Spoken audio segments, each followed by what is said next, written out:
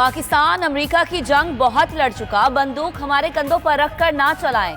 अब हम सिर्फ वो करेंगे जो हमारे अवाम और मुल्क के मफाद में होगा।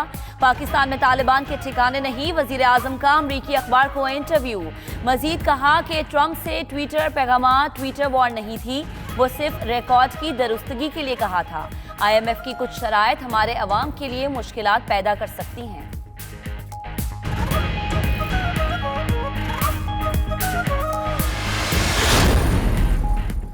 दुनिया जान गई है अफगानिस्तान का हल फौजी मुहिम जोई में नहीं है। वहां खाना जंगी और बेअमनी से पाकिस्तान को शदीद नुकसान हुआ। देरपा अमन के लिए सिफारती कोशिशों में मजीद तेजी लाना होगी। अक़वाम मुत्तहिदा में मुस्तकिल मंदूब डॉक्टर मलीहा लोधी का जनरल असम्बली से खिताब। ट्रंप के खत के जवाब में वजीर आजम ने मुज़ाकरात में मदद देने की बात की थी।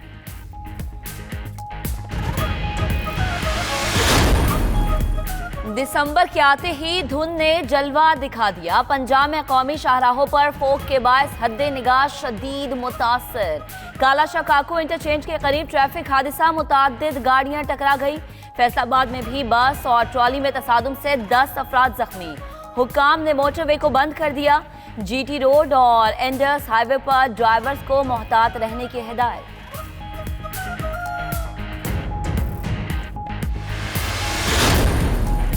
भारतीय आबी दहशतगर्दी रावी पर मुतनाज़ा डैम मंसूबे पर काम की मंजूरी दे दी। मंसूबा जून 2022 में मुकम्मल होगा। मरकजी हुकूमत 485 करोड़ फंड देगी। भारतीय वजीर आजम की जेर सदारत यूनियन काबीना इजलास में मंजूरी दी गई। रिपोर्ट 92 न्यूज में शामिल।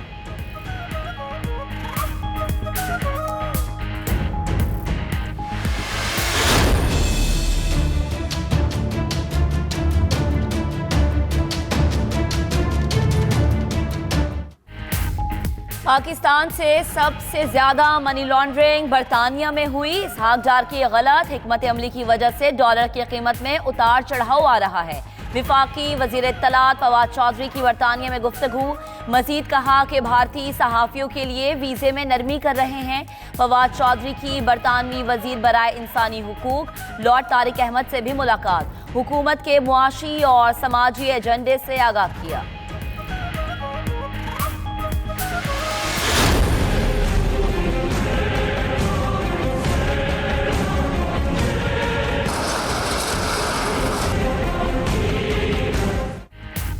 कराची की असल हालत में बहाली का मिशन। DMC की जानिब से पहलवान गोट में तजावुजात के खिलाफ ऑपरेशन। मकानात, दुकानें और बढ़े हुए छज्जे गिरा दिए गए। तजावुजात करने वाले फुटपाथ को भी साफ कर दिया गया।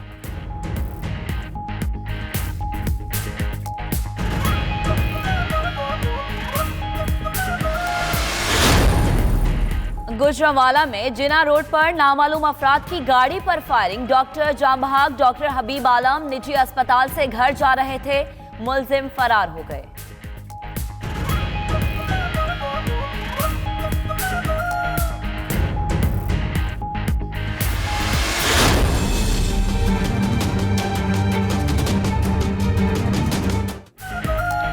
वोट डालिए, राय दीजिए, राय बदलिए। मुल्क भर में कौमी वोटर्स डे आज मनाया जा रहा है। इलेक्शन कमीशन की जानिब से वोट की अहमियत उजागर करने के लिए मरकजी तकरीब ऐवान सदर में होगी।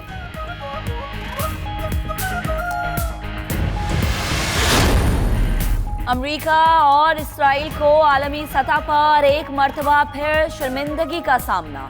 अक़वाम मुत्तहिदा की जनरल असम्बली में हमास के खिलाफ मज़म्मती करारदाद मुस्तरद कर दी गई।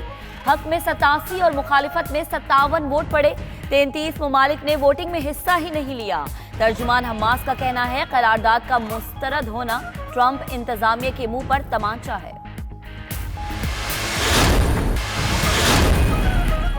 स्वात में गुर्बत और घरेलू तशद्दुद की शिकार ख्वातीन की कारीगरी का मेला सज गया। स्टॉल्स पर ख्वातीन के हाथों बनाई गई अशिया की खूब पजीराई हुई। इंतजामिया का कहना है ख्वातीन ने वोकेशनल सेंटर्स में दस्तकारी का काम सीखा। अब उनका छुपा हुआ टैलेंट दुनिया भर में सराहा जाता है।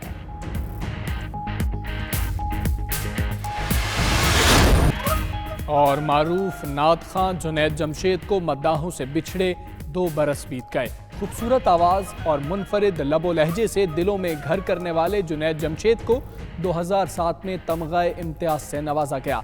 जुनैद जमशेद 7 दिसंबर 2016 को हवेलियां के मकाम पर तैयारे हादसे में जान बहक हुए।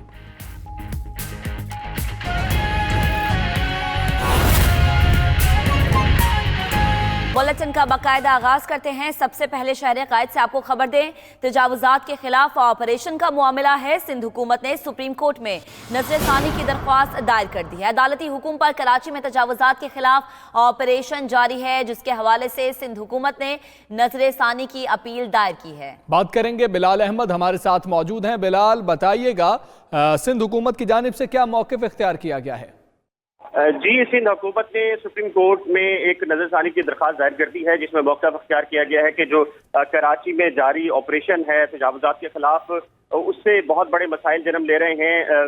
इंसानी अलमिये पैदा हो रहे हैं, हज़ारों रोजगार वाक़े हैं वो लोगों के ज़ाया हो रहे हैं। इसके साथ ही जो महराउन टाउन में वाक़या हुआ था, वहाँ पर हंगामा आराई के वाक़यात हुए थे और हंगामे फूट पड़े थे, जिस पर सिंध हुकूमत का कहना यह है कि ऑपरेशन सिंध हुकूमत भी करना चाहती है और तमाम तजावुज़ात का खात्मा सिंध हुकूमत की भी तरजीह है। लेकिन जिस तरीके से मुतल्लिका इदारे ऑपरेशन कर रहे हैं, उनसे मसाइल पैदा हो रहे हैं और हज़ारों की तादाद में ऐसे लोग हैं जो बेरोजगार हो रहे हैं। सिंध हुकूमत ने कहा है कि इसको मरबूत तरीके से इस ऑपरेशन को करने की ज़रूरत है और इसके लिए पहले से प्लानिंग की जाए कि जो लोग जिनके घरों को मस्मार किया जा रहा है उनको मुतबादिल ऑप्शन दिए जाएं, जिनके रोजगार यानी कि जिनकी दुकानें खत्म की जा रही हैं उनको पहले से मुतबादिल जगह फराहम की जाए। और सिंध हुकूमत ये तमाम तर इक़दाम करने के लिए तैयार है, क्योंकि सुप्रीम कोर्ट के अहकाम यहाँ मौजूद हैं, जिसकी वजह से ऑपरेशन बहुत तेजी से हो रहा है और लोगों के अंदर एक बेचैनी और खौफ पाया जाता है, जिस पर सिंध हुकूमत ने सुप्रीम कोर्ट से ये इस्तदा की है कि वो सुप्रीम कोर्ट इस फैसले पर नजरसानी करे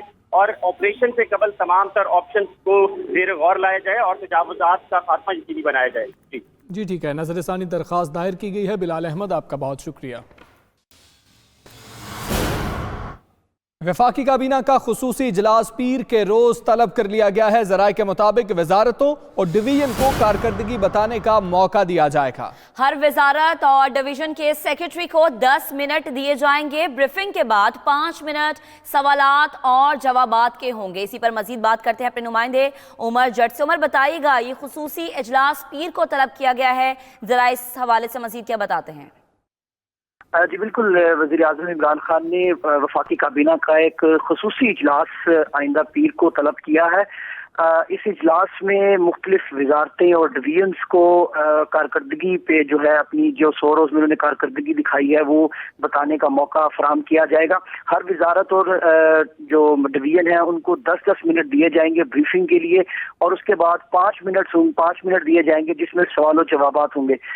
तमाम जो मिनिस्ट्रीज और डिवीजन्स हैं उनके सेक्रेटरीज इस इजलास में ब्रीफिंग देंगे और ये उन रिपोर्ट्स पर ब्रीफिंग दी जाएगी जो 27 नवंबर को वज़ीर आज़म को दरखास्तें तमाम वज़रा की जानिब से, डिवीजन्स की जानिब से जो प्रेजेंटेशन प्रोवाइड की गई और अपनी अपनी कारकर्दगी रिपोर्ट्स जो फराहम की गई हैं वज़ीर आज़म इमरान खान को, उन रिपोर्ट्स की बुनियाद पर अब आइंदा पीर को इस खुसूसी इजलास में तमाम वफाकी वज़रा सेक्रेटरीज जो हैं वो अपने अपने महकमों की, अपनी वजारतों की कारकर्दगी और उन रिपोर्ट्स पर ब्रीफिंग देंगे, जिसमें ये भी कहा गया है कि जो वक्त दिया गया है 10 मिनट ब्रीफिंग के लिए और 5 मिनट सवालों जवाबात के लिए, उन पर सख्ती से अमल करने की हिदायत भी की गई है कि उसी वक्त में जो मुहैया किया गया है तमाम लोअर सेक्रेटरीज जो हैं वो अपनी अपनी ब्रीफिंग उस काबीना इजलास को देंगे और साथ में जो 5 मिनट सवालों जवाबात के हैं उस सवालों जवाबात के 5 मिनट में जो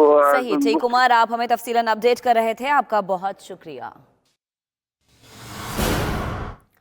एक और अहम खबर आपको दें, अवामी नुमाइंदों को कौमी शाहराहों पर मिली टोल टैक्स की छूट खत्म हो गई है। वज़ीर मुमलिकत बराए मवासलात मुराद सईद की जानिब से ये हिदायत जारी की गई हैं।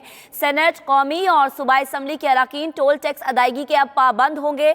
मुराद सईद का कहना है कि अवाम पर बोझ और अवामी नुमाइंदों की मौज वाला सिलसिला खत्म होगा। तो आपको अपडेट कर रहे हैं कि अवामी नुमाइंदे अब टोल टैक्स की छूट पर जिनको ये मौज मिली हुई थी, जो उनको ये सहूलत है, वो खत्म हो गई है। अब टोल टैक्स अदा करना होगा। वजीर मुमलिकत बराए मवासलात मुराद सईद की जानिब से हिदायत जारी की गई है। सेनेट के अरकान हो, कौमी असम्बली के अरकान हो या फिर सूबाई असम्बली के अरकान हो, टोल टैक्स की अदायगी के वो पाबंद होंगे। मुराद सईद का कहना है कि अवाम पर बोझ और अवामी नुमाइंदों की मौज वाला सिलसिला खत्म होगा।